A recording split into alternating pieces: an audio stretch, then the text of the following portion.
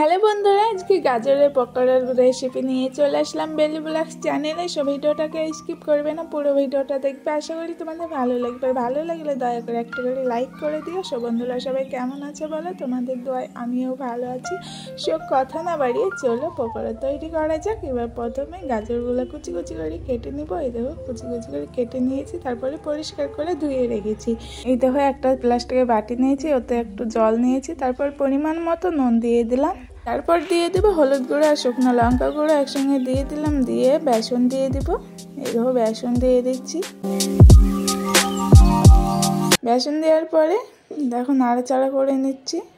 নাড়াচাড়া করে নেওয়ার পরে এই দেখো চালের গুঁড়ো দিয়ে দিলাম। চালের গুঁড়ো দেওয়ার পরে আবারও নাড়াচাড়া করে নিব। দেখো এই দেখো এইরকমভাবে করে নেবে, খুব একটা পাতলাও না, খুব একটা গাঢ়ও না, পুরো ভালোভাবে মিক্স করা হয়ে গেছে। এবার দিয়ে দেবো এতে গাজর কুচি। এই তো গাজর কুচি দিয়ে দিলাম, দিয়ে ভালোভাবে মাখিয়ে নিচ্ছি গাজরগুলো। এই দেখো ভালোভাবে মাখিয়ে নিলাম। এবার উনুনে কড়া দিয়ে দেবো। কড়াটা তেতে গেলে তেল দিয়ে দেবো, সরষের তেল দিয়ে দিলাম। তোমরা চাইলে সাদা তেলও দিতে পারো। দিয়ে তেলটা গরম হয়ে গেলে এই দেখো অল্প অল্প করে নিয়ে ওই তেলের উপর ছেড়ে দেবো। এই দেখো এইভাবে 2-3 ব্যাচে এগুলো ভেজে নেব। এক পিঠ ভাজা হয়ে গেছে, আর এক পিঠ উল্টে দেব।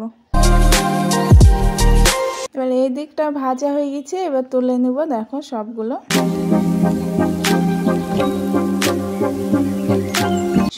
তুলে নেওয়ার পরে ওই একইভাবে যেগুলো আছে আবারও ভেজে নেব। এই দেখো